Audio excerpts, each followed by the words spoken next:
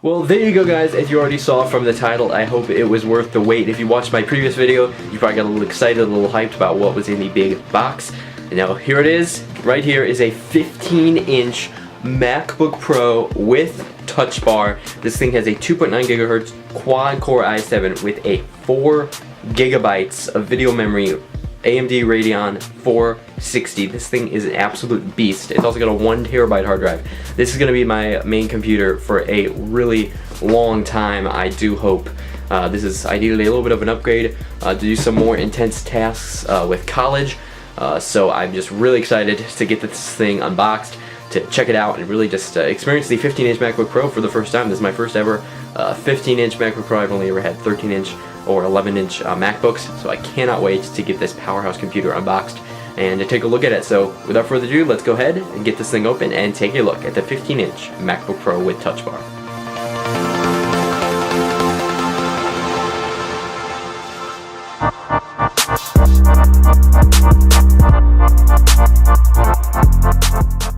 Okay, so here we have the MacBook Pro 15-inch. This is the external box. This is obviously not the actual white Apple box. This is just the cardboard box that it comes in. So let's rip off this cardboard tab here, and we will open the first part of the packaging. We have a little 2 flaps here that open, and then we can see we have MacBook Pro written. Let me go ahead and flip it around so we're oriented the right way. There we go. Open up these tabs, and it kind of pushes out nicely. Looks like there's enough room to grab it. There we go, and it slides out super nicely. And there we go. The 15-inch MacBook Pro with touch bar. This is pretty hefty of a box. That's because it is a 15-inch machine, obviously. So a lot of machine there, and there it is. Super, super nice looking on the box. I actually did get the silver color, and that was pretty much because B&H had a deal going on where you could get basically $1,200 off the original price of this. When this was originally released in 2016, this cost $3,500. B&H had it for $2,300. I think now, if you were to buy it, I think as of right now it's like $2,500, but the space gray equivalent of this is still $3,500 on there. So I definitely decided to go for silver at that point. At that good of a deal, the color didn't really matter that much, but I really do like the silver. I think it's very classic and classy looking. So let's go ahead and get this thing open. I'm going to flip it open on this side, and we're going to use the Apple Pencil, as I usually do, to puncture the cellophane wrap here. Should be able to get a good piece there, like in the corner. There we go. Puncture it. And we will rip all this wrapping off. And there we go. All the wrapping's off. We have just the box now. You can see there, 15-inch MacBook Pro, 2.9 quad-core i7, 16 gigs, DDR3 RAM, 1 terabyte PCIe-based SSD, and the Radeon Pro 460 with the 4 gigs of GDDR5 memory. Touch bar, touch ID, all that good stuff. Like I said, this thing is an absolute beast, and I cannot wait to start using this as my everyday MacBook. So now that we have the wrapping off, we can now officially lift the lid to reveal the MacBook Pro. So I'm going to take this big lid off. Look at this. Wow. This is very heavy, actually. The box is a little bit of a struggle to lift it up. Here we go. There it is. The big 15-inch MacBook Pro. That silver color looks really, really nice. You can see that engraved Apple logo there in stainless steel. Looks really cool. Let's go ahead and lift it out of the box. So I'm gonna lift it here. Out of the box it comes. There it is. Wow, this is big. I love the form factor though. This is so nice. Nice solid slab. Much bigger than what I'm used to. But wow, that is a nice clean look with the silver. That just looks excellent. Looks more like the classic original, 15-inch Retina MacBook Pro. But obviously got the USB-C. You don't have the glowing Apple logo. But it really does look just very classic, and I really like that look. Let's go ahead and take off the next phase of the plastic wrapping. We'll push the box to the side. Set this down here, and we're gonna take off the wrapping. So here we go. Set it down like this. And there we go. We'll take it out. All the plastic gone. And here we go. the 15-inch MacBook Pro. Wow, that looks so nice. I am not used to seeing the silver. Every time you see a video on YouTube or anything else related to the 15-inch MacBook Pro, they always talk about the space gray one. And I mean, I can see why, because the space gray is very, you know, it looks cool, it's popular, it's new, it was the new color when it first came out. So, you know, it's obviously was the popular choice, but I think the silver is very underrated. I'm really loving the look of it, and it looks just really good right now. So let's go ahead and open it up for the first time. Go ahead and lift that lid. Oh wow, that is crazy. I'm so not used to a 15-inch size. Oh my gosh, that is so much space there. I'm gonna go ahead and peel this thing off here, the little piece of wax paper protecting the lid, and there we go.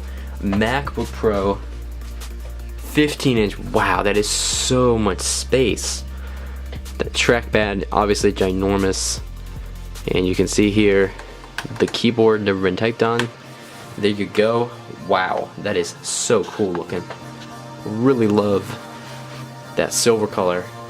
Like I said, real classic, and tons of space to work with. Coming from a 13-inch, this is just really expansive and just looks practically like a desktop basically. Compared to what I'm coming from, this is a huge upgrade. So over here in the packaging, if we lift up the documentation packet, which has some quick start guides, the Apple stickers, all the usual stuff in here, you can see got MacBook Pro, a little quick start guide, have the Apple stickers in here, can't forget those of course.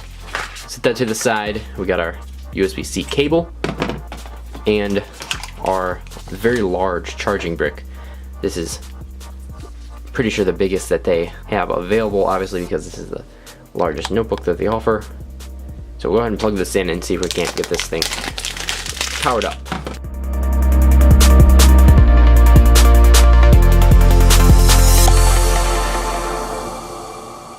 And there we go, we got the touch bar lighting up.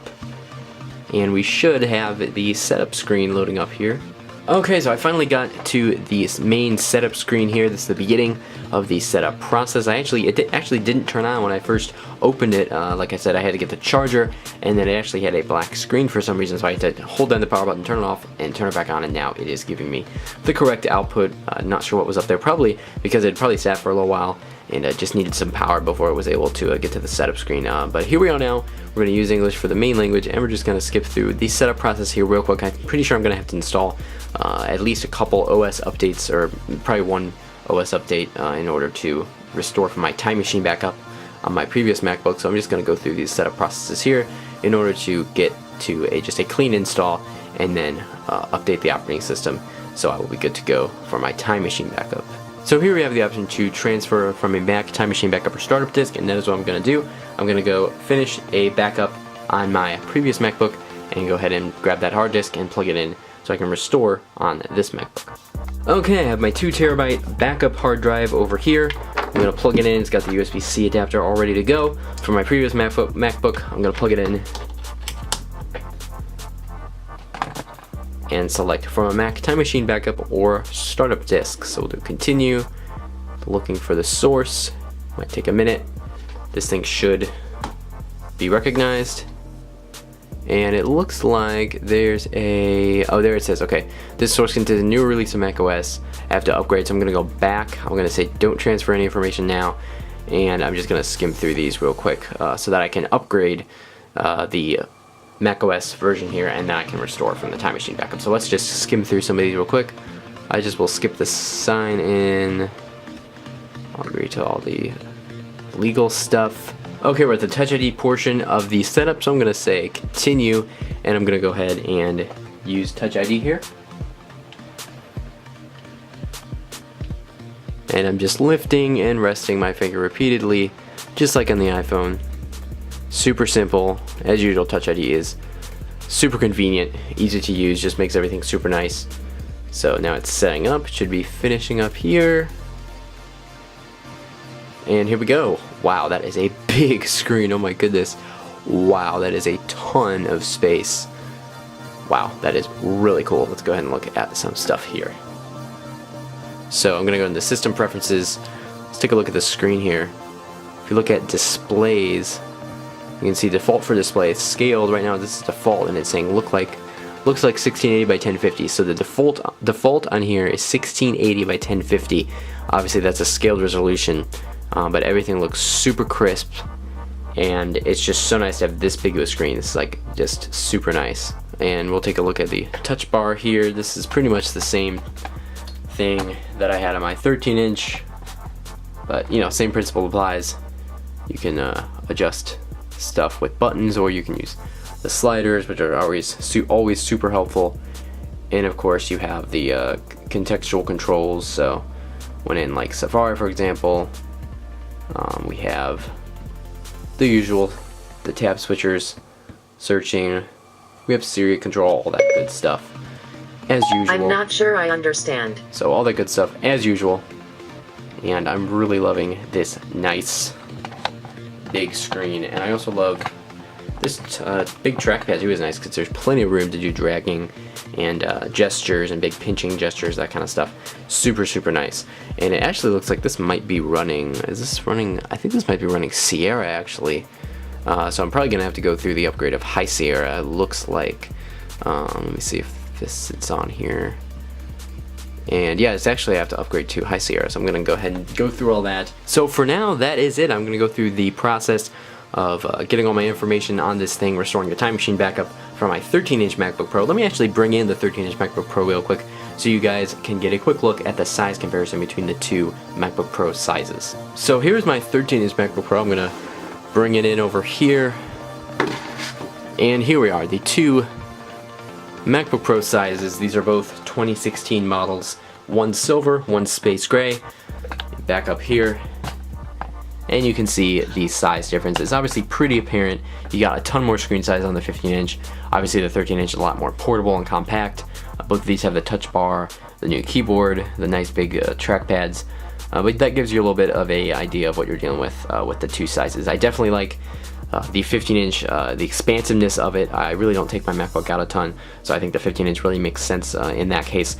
And I also just love the power of the 15-inch. I think that's really going to be beneficial, and I'm really excited about that. The 13-inch is a really excellent computer.